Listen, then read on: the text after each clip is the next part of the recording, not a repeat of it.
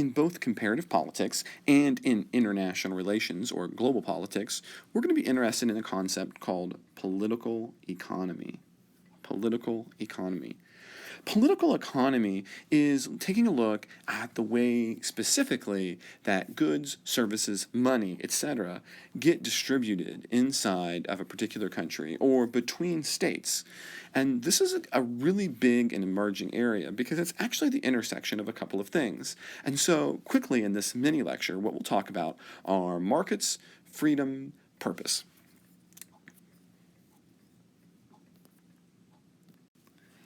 So, what is political economy? It's the interaction of politics and economics. Politics, as we've already learned, is the study of power and power relationships. Economics is the study of money and money relationships. And in all honesty, these things are interchangeable, right? Power and money go together. And so, although we often study them separately, the interaction between the two should make a whole lot of sense. If you're wanting to understand who gets what, when, and how, you can imagine how that could just as well apply to economists. The difference, of course, is that economists are going to want to focus on the economy itself, while political scientists are going to be interested in this broader concept of power. How can I get you to do something that you weren't already so inclined to do already? So, if politics is the study of power and economics is the study of the creation and distribution of wealth, then political economy is about how different state and power structures will lead to different kinds of creation and wealth distribution systems.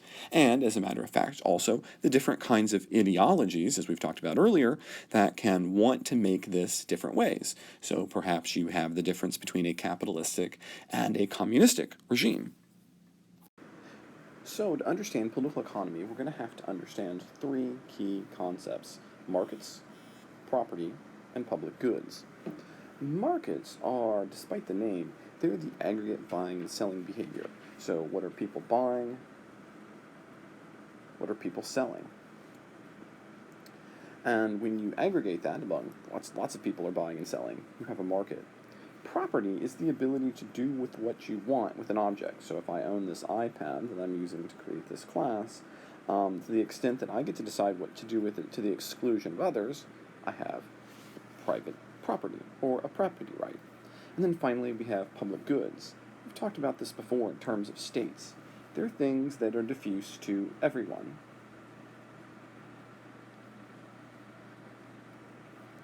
And they usually come from a state mechanism.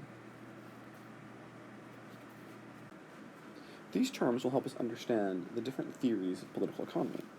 Specifically, as we already talked about with ideology, there are different views about what people ought or not ought to have, normative claims, concerning markets and property.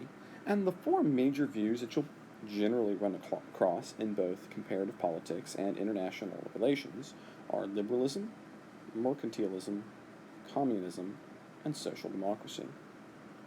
Liberalism is a free market view. It thinks that you should have property and be able to do things with which you want to do with those things.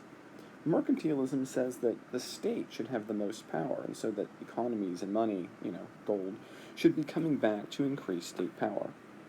Communism argues that everyone should have equal amounts, and that eventually states will wither away as the result of people jointly owning everything.